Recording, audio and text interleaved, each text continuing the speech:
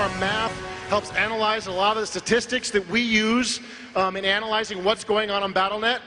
I don't know if these guys need an introduction, but I'll do it anyway. Got David Kim, just a great player and wonderful designer who does a lot of the heavy lifting on the balance team alongside his partner in crime, Matt Cooper. Also just a great player and a great designer. And this is the group that does most of the work. And we obviously get a lot of feedback from other folks, but this is the group that does most of the work when we talk about multiplayer in StarCraft 2. So we're going to make a presentation for you guys that sort of describes some of the processes that we go through and gives you a little bit of insight into the stuff that we're looking at right now and maybe some of the things we have planned for some of our future patches. Is there anybody out there that has any questions at all about StarCraft 2 multiplayer? Anybody? Just a few people? All right. So get your questions ready because we'll hopefully have a lot of time for you guys to ask us whatever you want about what we've done or what we're going to do down the road. All right. So I'm going to talk a little bit about how we balance the game. So we have a lot of different tools that we use to balance this game. We have community feedback, we have pro feedback, we have our own play experience, we have a lot of stats that we gather. But the important thing to know about these tools is that they all fundamentally fail us at some critical point. Every one of these tools at some point we thought was the promised land. We had finally found the tool that would save us, that would be the perfect answer to everything we need, and then we found out it kind of sucked. So the only trick that we've got is we have to use all of these tools together. We want multiple tools to agree about what the direction is, what we should do, and only if these tools sort of fight together as a team do we have any real hope of finding the right answer, but what we want to do in the balance of the game. So I'm going to talk to you guys today about our first tool, and this is kind of our first line of defense, and it's you guys, it's our community. And one of the best things about this is it's hundreds of thousands of players playing millions of games. And of course, this is across all skill levels, all regions. And we get some great debates from you guys. It's really not that useful for us if we have an internal tool that tells us building battle cruisers makes your win percentage go up by 3 points, or that doesn't really tell us anything. Maybe the players making the battle cruisers have already won the game. But when we get these great debates, we can see in what situation a battle cruiser might be overpowered, against what race, how players are using it. And of course, like any good debate, you get the opposite. People arguing it's not overpowered. Here's how to beat it. And of course, like any of our tools, there's some problems. One of the biggest problems with player feedback is the loudest voice tends to win. It's not necessarily about who's right or who's wrong, and not everyone chooses to post on forums. And of course, we get a snowball effect where one player comes along, makes a thread, and a bunch of people jump on that. And by the time someone who disagrees with this or has good debate to bring to the subject, there's 20 posts in a row about how he's wrong, and he doesn't really want to get in an argument with 20 players. But you guys are great at. You're one of our best tools for finding bugs and a lot of stuff that's blatantly wrong that we can't necessarily find in our internal play testing because we don't have enough time. You guys find almost immediately, and it helps make this the best play experience we can for you guys. Yeah, I think a good example is from the beta. We had many times where we played tens of thousands of games, right? And we had not seen a lot of the stuff that you guys literally found within like 3 hours of the beta going live. Yeah, I'm exactly, sitting there playing on BattleNet. I'm getting overrun by gateway pushes, and I'm like, oh my God, how did we not see this, right? And then patches were incoming almost immediately. Okay, so the second tool that we have is pro feedback. Pros really know the game and really lead the strategies that everyone else on BattleNet follows. One example is in the IEM tournament finals, Moro, a great Terran European player, played against Idra and beat him pretty easily using this one specific strategy of going mass barracks with mass Reapers early on. And within a couple days, all over BattleNet, we were seeing this exact same strategy, even in gold, even in platinum, and especially among the diamond level players. And because pros really know the game, they give great critical feedback. For example, Maka, one of the best players currently in the world right now, he's actually here today at Blizzcon as well. He really took his time to refine the Zealot Sentry Void Ray strategy. And he not only sent us replays, but also a very detailed explanation on when to build every unit, as well as how to use these specific units in combat when you engage the enemy. And using this feedback, we were able to make the changes to the Void Ray that, in the patch that we released last week. So the one downside to pro feedback is pros generally only favor one race because they only play one race. So pros have a difficult time judging victory or defeats. Was it because, did I win this game because I was more skillful than the other player, or was there a race imbalance? That's always the hard question for pros to ask themselves. So second downside to pro feedback is pro feedback doesn't necessarily represent all skill levels. Even though people try to follow pro strategies and execute it on their own, the level of execution is not the same, meaning we get different balance across different skill levels. And even though our focus in balancing our game is for the competitive level, we do want the game to be fair and balanced across all levels as well. So one of our other great tools, of course, is tournaments. We're getting a ton of these here at Blizzcon. If you guys haven't checked out the RTS stage, you really should. They're so awesome. We got our homage there to Fruit Dealer, the winner of the first season of the GSL. Absolutely, give it up for Fruit. So the advantage of tournament games, of course, these are great games with great players playing them. And this is the ultimate test of our balance. If there is a tiny crack in our game balance, these guys are going to drive a truck right through it, right? Everything is on the line for these guys. They've got tens of thousands of dollars on the line, their career, their pride, everything, and they've been practicing 8 to 12 hours a day for months on end. So if there's any problems, we're going to see it. We don't tend to look too much at tournament results. And that's because the skill between all these players is not necessarily even. There's no perfect matchmaking in tournaments, right? Sometimes one player just practiced a little bit harder.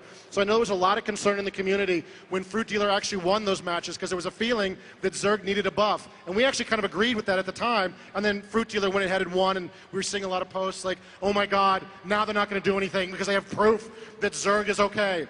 That wasn't proof, right? Fruit Dealer was on the top of his game. He had practiced. He knew everything he needed to know. I think Fruit Dealer done great with any race that he'd practiced on that day. He was top form for that matchup. So you don't know, what players also didn't show up for the match. You don't know what players were sick that day. You don't know what players maybe got unlucky in an early round and got eliminated by a matchup they weren't quite as comfortable with. There's lots of variables in tournaments. So we do look at the games, and that's a very powerful tool.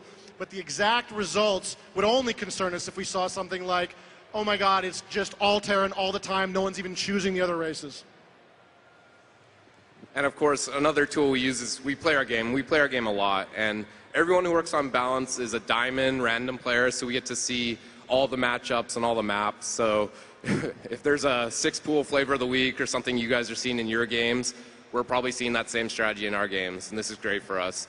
And of course, we have tons of people across Blizzard giving us feedback at all different skill levels, diamond players, bronze players, and we do focus for the esports level for the best play. But if we can fix something at a bronze level that's not going to affect esports, we'll try and do this. We want everyone to have a good experience when playing our game. But again, this is a very small sample size. Like we mentioned earlier, we had played tens of thousands of games going into the beta, but we still couldn't catch some of the warp gate or gateway rush strategies. And we need a bigger sample size to catch a lot of that stuff. So we've taken a look at all the opinion-based tools that we use to balance our game. So now look at some concrete tools that we have. First is spreadsheets, and they're great for making simple calculations such as DPS. And in Starcraft 2, not only the damage per second matters, but the damage per shot as well as how often a unit fires matters as well.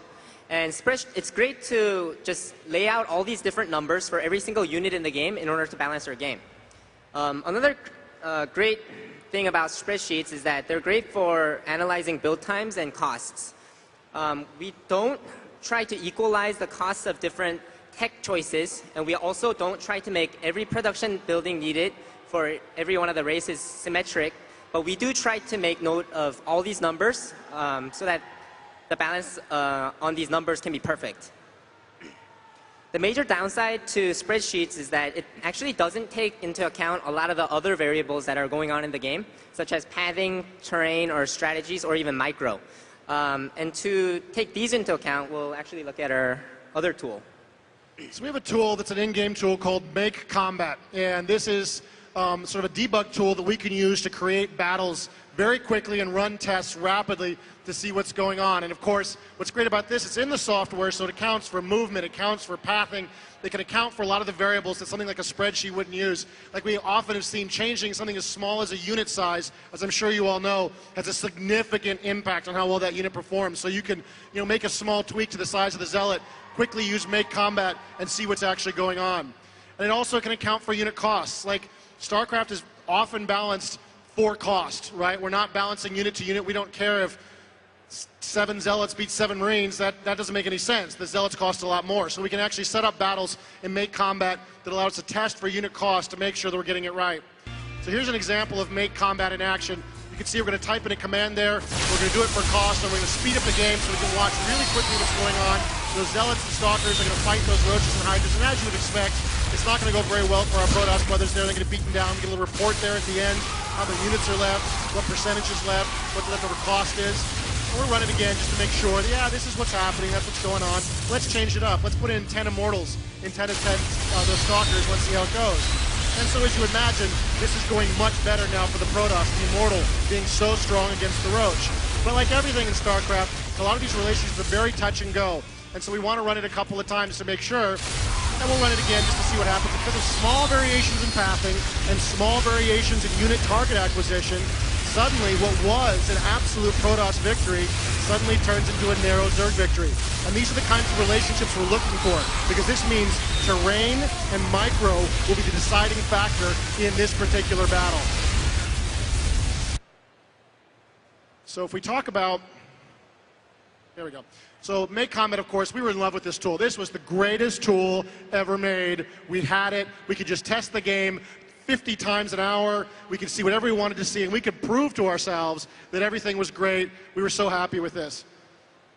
The downside of this tool, of course, is it's sometimes difficult to account for terrain. I mean, you saw that battlefield. When was the last time you were in a battlefield that was that open?